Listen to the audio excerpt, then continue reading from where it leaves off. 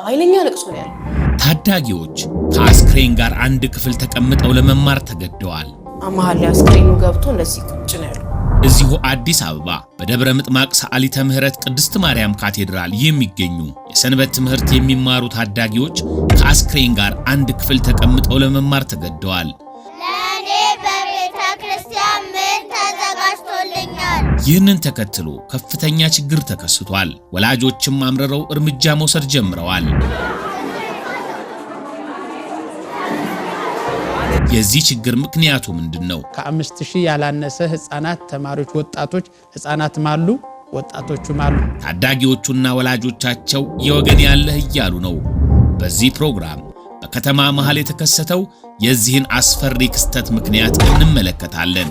እስከ መጨረሻው ይከታተሉ።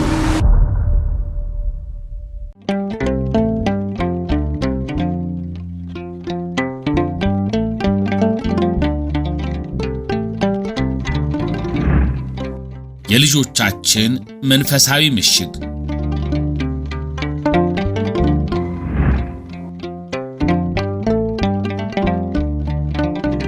የደብረ ምጥማቅ ሰዓሊተ ምህረት ቅድስት ማርያም ካቴድራል የተመሰረተችው በ1969 ዓመተ ምህረት ነው።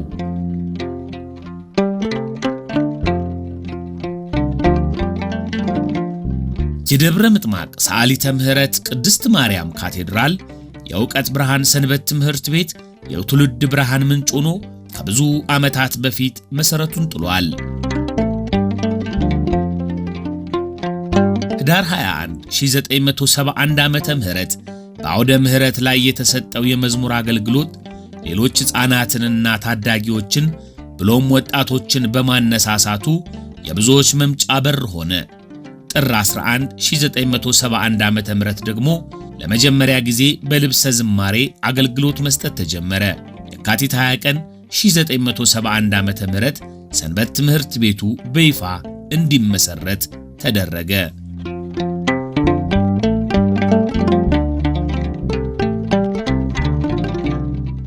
እኛ አሁን በዛን ሰዓት በምንመላለስ ሰዓት ምንም አይነት ስሜቱ የለንም። መምጣት ነው፣ መስራት ነው። ሰንበት ትምህርት ቤቱን ራሱ ለማገልገል በየዱሩ እየሄድን ማገዶ እየለቀምን የምታየው ጫካ ሻይ በመሸጥ ዳቦ ቆሎ በመቁረጥ ጫካ በመሄድ ይሄንን መንገድ ጥሰን መተን በቃ ብዙ አገልግሎት የተደረገበት ደብር ነው። የእውቀት ብርሃን ሰንበት ትምህርት ቤት ከተመሰረተበት ጊዜ አንስቶ በቃለ ዓዋዲውና ቅዱስ ሲኖዶስ ባወጣቸው ሕጎች መሰረት የራሱን አደረጃጀት በማሻሻል አባላቱን በኦርቶዶክሳዊ ተዋህዶ መሰረታዊ ትምህርትና ስነ ምግባር እያነጸ ይገኛል።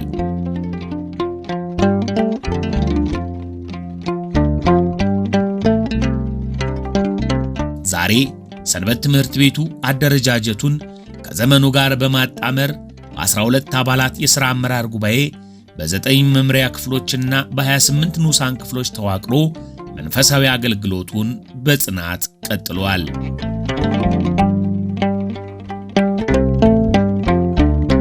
ጫካ አለ ምን አለ ያንን እየጣስን የምንመጣው ስንመጣ ብዙ ቀደምት አባላትን ያፈራበት ከዛም አልፎ ካህንም የሆነ ዲያቆንም የሆነ ብዙ ያወጣችበት ደብር ናት እና ሰንበት ትምህርት ቤታችን ብዙ ነገሮችን አድርገን ነው እዚህ ደረስነው። መሰብሰቢያ የለንም፣ አዳራሽ የለም። ካህናት ሰንበቴ ቤት በልተው ተመግበው ከወጡ በኋላ ተጠባብቀን ነው ለስብሰባ ወይም ለሰንበት ትምህርት ቤት ለመማር የምንገባው። ተጠብቆ ደጅ ቁጭ ብለን እዚህ ጋር ደግሞ አንድ ዋርካ ነበረች የተቆረጠች ዋርካ፣ እሷ ጋር ድንጋይ አለ፣ እሷ ስር እንማራለን።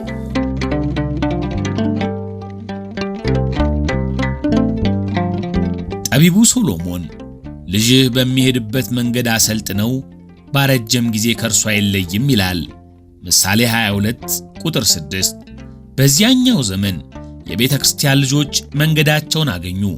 ወንጌልን ተምረው አስቸጋሪውን የወጣትነት ዘመን በጀግንነት አልፈዋል።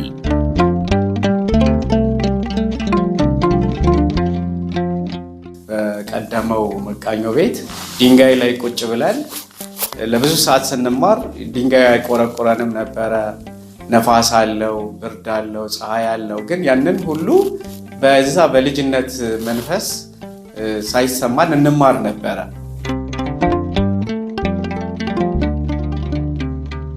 የሰንበት ትምህርት ቤቱ መማሪያ ሰፊው የፈጣሪ እጅ ሥራ ነበር። በጫካው አጋምና ቀጋ መካከል እየተመላለሱ በንጹህ ወንዞች እየዋኙ መሬት ላይ ተቀምጠው ወንጌልን ተማሩ። በዛፍ ጥላ ስር የተዘመረው ዝማሬ የነፍሳቸውን ጥም አረካ። አቧራው ትምህርት ነበር፣ ተፈጥሮም መምህራቸው ነበረች።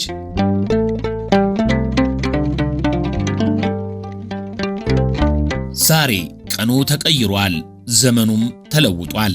የነገ ተስፋዎቻችን የሚያድጉት በእንክብካቤና በተመቻቸ ሁኔታ ውስጥ ነው። የዘመናችን ሕፃናት የለመዱት የተመቻቸ ወንበር ነው። ንጽህናው የተጠበቀ ቴክኖሎጂን ያቀፈ መማሪያ ይፈልጋሉ። በመማር በማስተማር ሂደት ውስጥ አሁን ያለው ችግር አንደኛ የተማሪዎች መብዛት እና የሚማሩበት ምቹ የሆነ መማሪያ ወንበርም ክፍልም በበቂ ሁኔታ ዝግጅት አለመኖሩ እና ደግሞ አሁን ያሉት ተማሪዎች በዘመናዊ ትምህርት ከሚማሩበት ከሚውሉበት ከሚፈልጉት ምቾት አንጻር ያንን ቤተክርስቲያን በተገቢው ሁኔታ ልታቀርብ አለመቻሏ በቂ አዳራሽ የለም፣ በቂ መማሪያ ቦታ የለም እና አሁን ያለው እኔ የተመለከትኩት ወይም የማየው በማስተምርበት ጊዜ ለማስተማር በመገባበትም ጊዜ የምመለከተው የተመለከትኩት ዋና አበይት ችግር ይሄ ነው።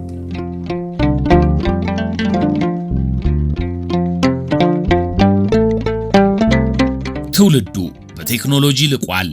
ስለዚህ እንደ ቀድሞው የጀግኖች ዘመን መሬት ላይ ቁጭ ብለው አቧራ ላይ በዛፍ ስር የሰንበት ትምህርት ቤት ትምህርታቸውን ሊከታተሉ አይችሉም።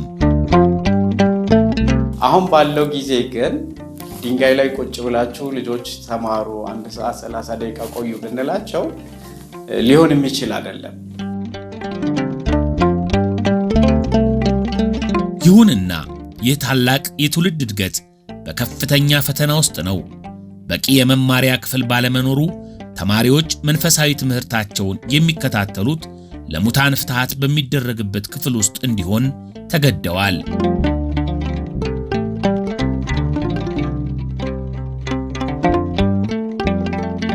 ይህ የትውልድ ፈተና ከባድ ዋጋ አስከፍሏል። አንድ ቀን ተማሪዎች በትምህርታቸው ላይ እንዳሉ በድንገት አስክሬን ወደ ክፍሉ መጣ። ተማሪዎቹ ደንግጠው በድንገት ከመማሪያ ቦታቸው እንዲነሱ አደረጋቸው። ክፍል ወይም መጠለያዎቹ ከተያዙ የምንማረው ፍትሐት ቤት ነው። ጸሎት እያደረገን መሃል ላይ አስክሬኑ ገብቶ እነዚህ ቁጭ ነው። የምንቀመጥበት ቦታ ነው አስክሬኑ የሚያርፍበት የነበረው። ስለዚህ ባጭሩ አጠገቤ ነው ቁጭ ያለው ማለት ነው። አስክሬኑ በጣም ነበር እንትን።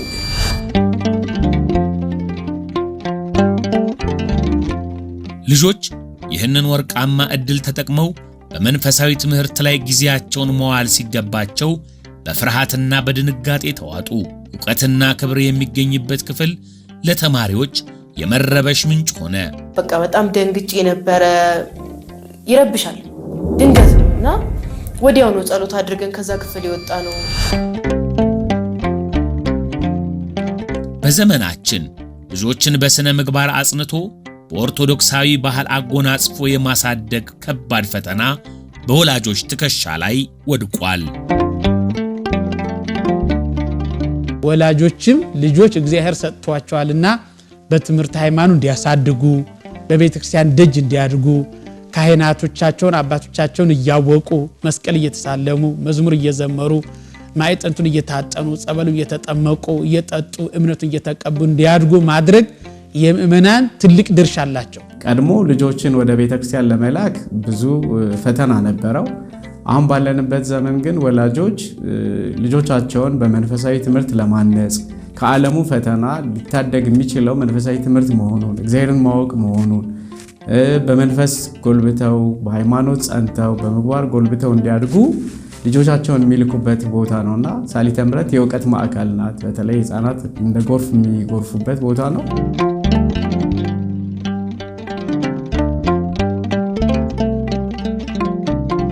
ልጆቻችን በሱስ አውሎ ንፋስ ተከበዋል። የማህበራዊ ሚዲያው ተጽዕኖና በየጊዜው አይነቱን የሚቀያይረው ሱስ ልጆቻችንን አስሮ ባሪያው ሊያደርጋቸው ይዳክራል። ሴቶች ልጆቻችን በአቻ ጓደኞቻቸውና በሌሎች ስነ ምግባር በሌላቸው ልጆች እየተጎነተሉ ለአላስፈላጊ ሕይወት ይማረካሉ። ወደ ቤተ ክርስቲያን ሲሄዱ ብዙ ፈተና ተቋቁመው ራሳቸውን እንዲሆኑ ጠንካራ የስብዕና ድጋፍ ያሻቸዋል። ይህንንም ከሰንበት ትምህርት ቤት ያገኛሉ። በእውቀት ላይ የተመሰረተ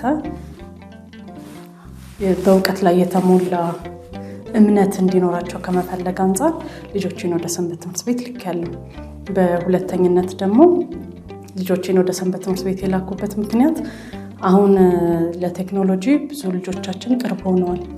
ወደን ፈቅደንላቸውም ሳይሆን ትምህርቶቹና ሁኔታዎቹ አስገድደዋቸው ሞር ወደ ኤሌክትሮኒክስ እንዲጠጉ ብዙ እድል ፈጥሮላቸዋልና በዚህ ምክንያት ልጆቻችን የሚወሰዱበትን ነገር አናውቅም።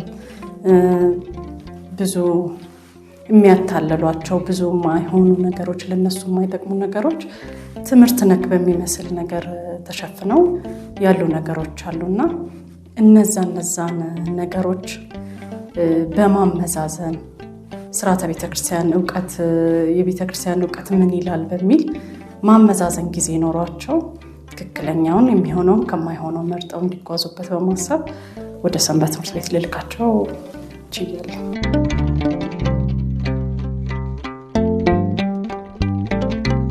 መጽሐፍ ቅዱስ ያስጠነቅቃል። ልጅህን በሚሄድበት መንገድ አሰልጥነው፣ ባረጀም ጊዜ ከእርሱ አይለይም። ይህ የእኛ የወላጆች ኃላፊነት ነው። ፈሪሃ እግዚአብሔር ያለው ቤተሰቡን የሚያከብር ፈጣሪውን የሚፈራ ትውልድ ለመቅረጽ ቤተ ክርስቲያንና ሰንበት ትምህርት ቤት የማይተካ ሚና አላቸው።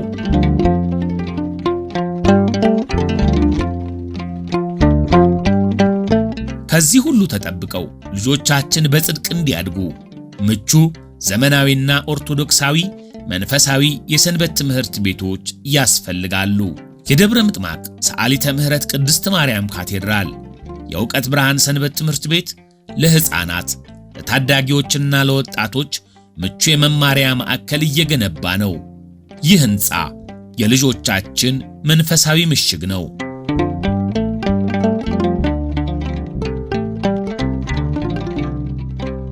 ሕንፃውን ለመስራት የታሰበበት ምክንያት የአገልግሎቱ ስፋት ወላጆች ከዓመት ወደ ዓመት ልጆቻቸውን በእግዚአብሔር ቤት በስነ ምግባር ታንጸው እንዲያድጉ በማለት ልጆቻቸውን እያመጡ ዳታዎቻችንን ተመለከትን። በምናይበት ጊዜ በየዓመቱ እየጨመረ ቁጥሩ መጣ። ስለዚህ ይሄ ከተወሰነ ዓመት በኋላ ከ10 ዓመት በኋላ የዚህ ቁጥር ብዙ እጥፍ እንደሚሆን በማሰብ እዚህ አዳራሻችን ሕንፃችንን በዚህ ልክ ብንሰራው ብዙ አገልግሎት ማገልገል እናስባለን ብለን በማሰብ እና ልዩ ፍላጎት ያላቸውን አካላት እንደ ኦቲዝም፣ አይነ ስውራን፣ የመስማት የተሳናቸውን አካላትና እሳቤው ብዙ ነው፣ አገልግሎቱ ብዙ ነው፣ ፍላጎቱ ብዙ ስለሆነ በዚህ ልክ ብንሰራ የሚመጣውን ትውልድ መታደግ እንችላለን ብለን ስላሰብን ነው።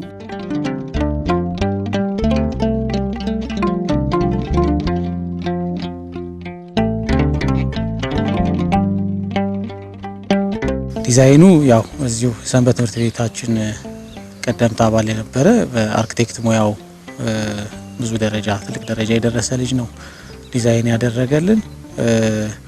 ዲዛይኑ በተቻለ መጠን የቤተክርስቲያንን ትውፊታዊ መስመር የጠበቀ እንዲሆን አድርጎ ነው ዲዛይን ያደረገው። ምናልባት ዲዛይኑ ላይ የምታዩት ከርቭ ፓርት ላይ ያለው የተመሳቀለ መስመሮች ከከበሮ ላይ ካሉ ጥልፍልፎች የተወሰደ እና የጌታችንን ግርፋት የሚያስታውሰንን ዲዛይንም ለማካተት ተሞክሯል። የቤተ ክርስቲያን ይዘት እንዲኖረው ለማድረግ ተሞክሯል እና ህንፃው የሚያርፈው ያው ፉትፕሪንት ኤሪያው 3800 ካሬ ሜትር ላይ ነው የሚያርፈው። አጠቃላይ ደግሞ ህንፃው ፍሎሮቹን የፍሎር ኤሪያዎቹን ስንወስድ 9850 ካሬ ሜትር አካባቢ እናገኛለን። ለ1 ሄክታር የተጠጋ ስፔስ እናገኛለን ማለት ነው።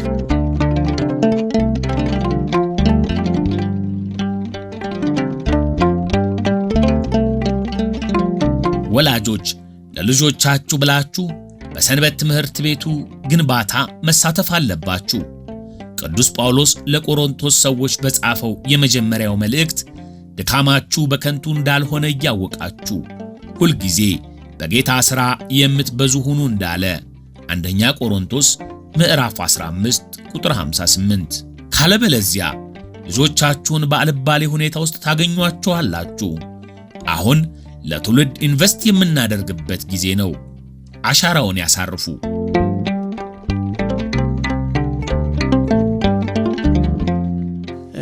አምስት ሺና 4000 ወጣት የሰበሰበ ዕውቀት ብርሃን ሰንበት ትምህርት ቤት ስንል ከሌላ የመጡ ማለት አይደለም። የቤተ ክርስቲያን የምእመናን ልጆች ናቸው ማለት ነው።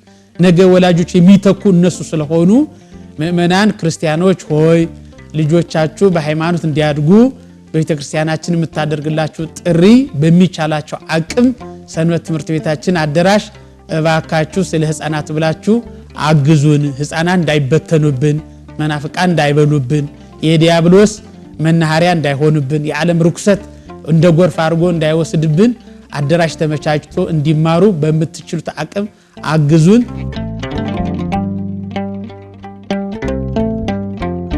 ልዩነቱ የሚመጣው መንፈሳዊ መሰረት ሲጣል ነው። ይህ ህንፃ ብሎኬትና ሲሚንቶ ብቻ አይደለም። ትውልድ በኦርቶዶክሳዊ ተዋህዶ እምነት ጸንቶ የሚቆምበት ማዕከል ነው። ማዕከሉም ከደብሮ አልፎ ለአዲስ አበባ ሀገረ ስብከትና በጥቅሉም ለኢትዮጵያ ኦርቶዶክስ ተዋህዶ ቤተክርስቲያን ሞዴል ፕሮጀክት ነው። በውስጡ ያው ዋና የምንላቸው የመማሪያ ክፍሎች በብዛት ይዟል። ከዛ መሰረታዊ የሚባሉ ደግሞ ያው ከቢልዲንጉ ጋር ተያይዘው የሚኖሩ መጸዳጃ ቤቶችን የመሳሰሉትን ፐብሊክ ስፔሶች ይዟል። ትልልቅ አዳራሾችን ይዟል። በአንድ ጊዜ ከ1700 በላይ ሰዎችን ማስተናገድ የሚችል አዳራሾችን ይዟል። ላይብራሪዎች፣ ትልልቅ ላይብራሪዎች፣ የኮምፒውተር ሩሞች፣ ስቱዲዮዎች፣ ዘመናዊ የሆኑ ስቱዲዮዎችን ይይዛል።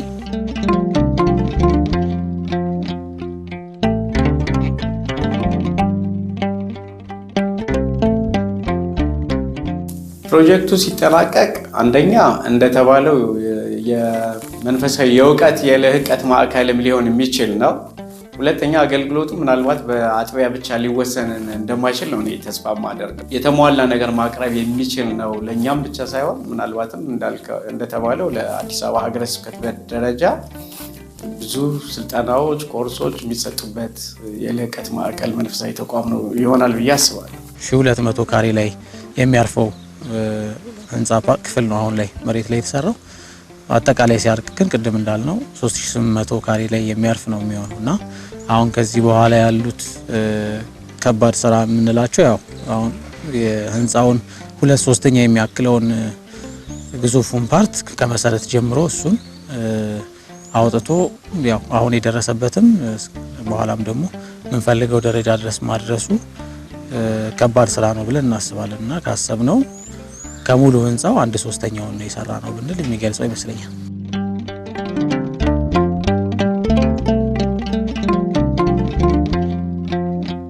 የደብረ ምጥማቅ ሰዓሊተ ምህረት ቅድስት ማርያም ካቴድራል የእውቀት ብርሃን ሰንበት ትምህርት ቤት የእውቀትና የመንፈስ ማዕድ ዘርግቷል። ወጣቶች ከክፉ ሱሶች ተጠብቀው የሚያድጉበት፣ በስነ ምግባር ታንጸው ለሀገር የሚበቁበት መዋዕለ ነዋይ ነው።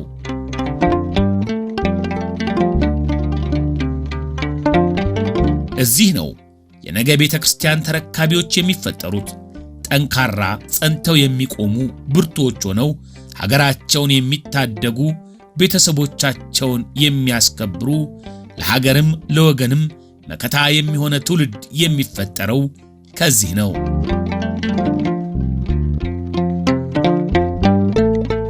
በትምህርት ሃይማኖትም በስነ ምግባርም በሃይማኖታቸው ተቀርጸው ከኑፋቄ፣ ከኃጢአት፣ ከርኩሰት፣ ከሱስ ተርቀው ጸርተው በትምህርት ሃይማኖት እያደጉ ነገይቱ ቤተክርስቲያን የሚረከቧት በትምህርት ሃይማኖት ያደጉ በሰንበት ትምህርት ቤት የተቀረጹ ምእመናን ወጣቶች ናቸውና ይህን ያክላል ይህ ነው ለማለት መግለጽ ይከብዳል።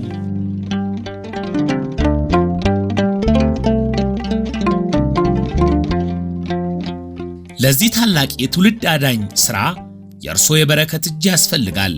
የወጣቶቻችን የወደፊት ዕድል ላይ ኢንቨስት ያድርጉ። ቤተ ክርስቲያን ይህንን የዘመኑን ጥያቄ ተረድታለች። የደብረ ምጥማቅ ሰዓሊተ ምሕረት ቅድስት ማርያም ካቴድራል የእውቀት ብርሃን ሰንበት ትምህርት ቤት ማዕከል የትላንቱን መንፈሳዊነት ከዛሬው ዘመናዊነት ጋር የሚያዋህድ የክብር ማዕከል ነው። ብዙ መስራት ይጠበቅብናል። ሰዓሊተ ምሕረት ያለው ይሄ ህንፃ ለሰዓሊተ ምሕረት ብቻ ሳይሆን በደቡብና በኦሮሚያ ያለውን ህዝብ ሁሉ እንደርሳለን ብለን ተስፋ እናደርጋለን። ከእግዚአብሔር ጋር በተቻለን እንሰራለን። እኛ ባሪያዎች እንሰራለን ብለን ተነስተናል። እግዚአብሔርም ወላዲተ አምላክም ትረዳናለች ብለን ተስፋ እናደርጋለን። ከ5000 ያላነሰ ህፃናት ተማሪዎች፣ ወጣቶች ህፃናትም አሉ ወጣቶችም አሉና ዙሪያውን ርኩሰት የሞላበት ዓለም ስለሆነ ህፃናት በቤተክርስቲያን ሰብስቦ ማሳደግ ተገቢና ስርዓት ስለሆነ ለቤተክርስቲያን ትልቅ አስተዋጽኦ እንዳለው ምእመኑ ተረድቶ እንዲራዳ በእግዚአብሔር ስም ጥሪያችንን እናስተላልፋለን። ይህ ህንፃ ህፃናትን በፍቅር የሚሰበስብ ከድንጋጤ ነፃ የሆነ በስርዓት የተደራጀ የመማሪያ አካባቢ ይሰጣል። የነገ ቤተክርስቲያን ተረካቢዎች በክብር ተምረው በስነ ምግባር ታንጸው ለሀገር ክብር የሚበቁበት የእውቀትና የመንፈስ ማዕድ ይሆናል።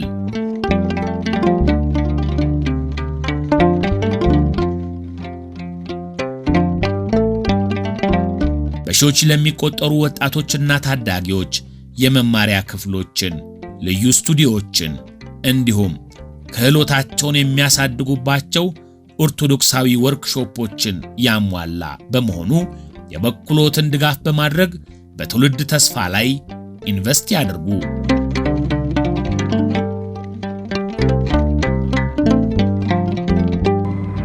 የልጆቻችን መንፈሳዊ ምሽግ